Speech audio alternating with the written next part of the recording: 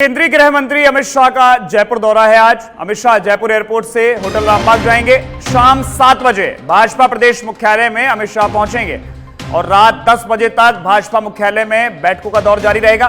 भाजपा के प्रमुख नेता और पदाधिकारी इस दौरान मौजूद रहेंगे और राष्ट्रीय अध्यक्ष जेपी नड्डा, संगठन महामंत्री बीएल संतोष भी मौजूद रहेंगे और चुनाव को लेकर आवश्यक दिशा निर्देश दिए जाएंगे। तो चलिए इस खबर पर हम सीधे चलते हैं भाजपा कार्यालय, जहां पर हमारे सहयोगी लाल सिंह फौजदार लाइव हमारे साथ जुड़े हुए। लाल सिंह, अमित शाह, जेपी नड्डा और बीएल संतोष पहुंचने वाले हैं कुछ ही देर में। तैयारियों की क्या कुछ वहां पर की गई है? दूसरा, हंगामा भी सुनने को मिला है, अजमेर दक्षिण के जो कार्यकर्ता वहां पहुंचे।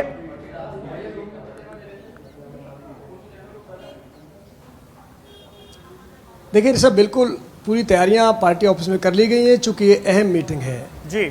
25 सितंबर के दौरे के पीएम दौरे के बाद ये बड़ी मीटिंग हो रही है, जिसमें अचानक 2 बड़े नेताओं को आना हो रहा है। और इसकी आप वानगी इस तरह देख सकते हैं, मेरे सहयोगी विक्रम आपको दिखा दें कि जो आप तस्वीर देख रहे हैं भाजपा मुख्यालय की, ये आज सुबह से इसी तरह की तस्वीर है। यहाँ किसी भी कार्यकर्ताओं को, किसी भी नेता को जो कि अंदर मीटिंग में अलाउड नहीं है, उसको नहीं जाने दिया जा रहा है। मीडिया को भी बाहर रखा गया है, चूँकि जिनके साथ मीटिंग करनी है उन्हीं को एक पास के साथ अंदर भेजा जा रहा है।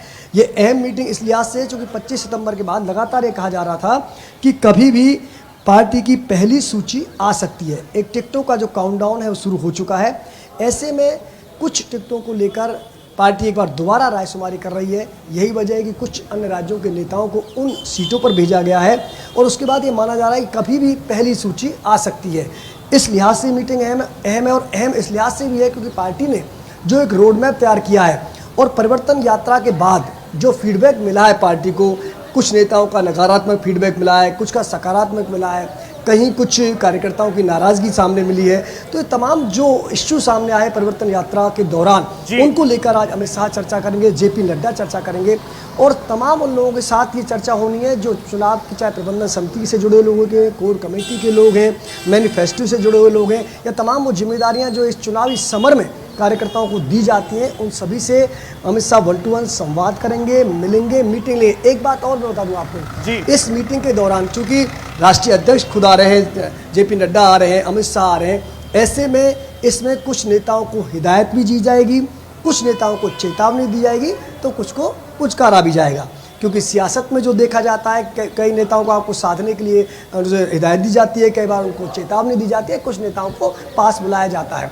तो यानी कि चुनावी समर में अगर किसी भी तरह की कोई कोताही ना बरती जाए, इसको ध्यान में रखकर अमित शाह का ये दौरा बेहद अहम हो जाता है। ऐसे में एक, पहली सूची कभी आ सकती है, काउंटडाउन शुरू हो चुका है। दूसरा, तमाम जो गुटबाजी को लेकर चर्चाएं हो रही हैं उस पर एक बिल्कुल पूरी तरह से विराम लगाने का मानस बना लिया गया है। अगर कोई इतर पार्टी की बयानबाजी हो रही है या अंदर खाने कुछ इस तरह की कार्रवाई की जा रही जो पार्टी के लिए नुकसानदायक हो सकती है, उस पर पूरी तरह से विराम लगा दिया जाएगा। ऐसे में चाहे सख्त चेतावनी दी जाए, सख्त हिदायत दी जाए, चूँकि हर हाल में बीजेपी ने तय किया है कि राजस्थान में कमल को खिलाना है।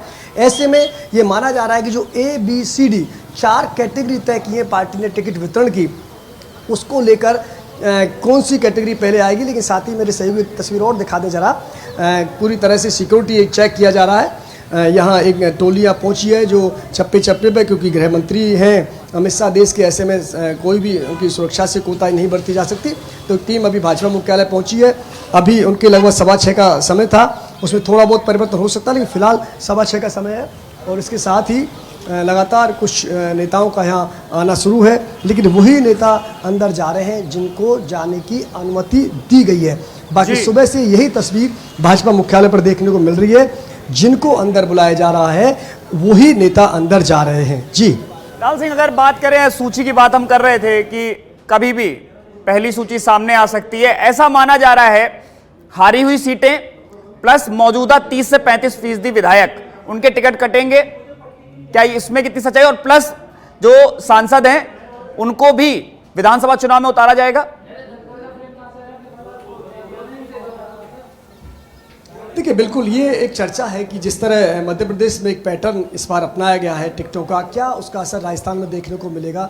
तो हाँ, ये माना जा रहा है कि पूरी तरह से मध्य प्रदेश का पैटर्न यहाँ देखने को नहीं मिलेगा, क्योंकि हर राज्य की सियासी परिस्थितियाँ अलग होती हैं, उनके समीकरण अलग होते हैं, हालात अलग होते हैं। लेकिन आधा दर्जन सांसदों को चुनावी मैदान में उतारा जा सकता है, ये माना जा रहा है। इसके साथ ही ये भी एक फार्मूला तय किया जा सकता है कि एक परिवार से एक ही व्यक्ति को टिकट दिया जाए, यानी कि लगातार पार्टी जो परिवारवाद के आरोप लगाती है विपक्षी पार्टी पर, कांग्रेस पर, तो कहीं उस पर कोई उंगली ना उठाए। इसको ध्यान में रखकर ये फार्मूला भी अपनाया जा सकता है कि एक परिवार से एक को टिकट दिया जाए।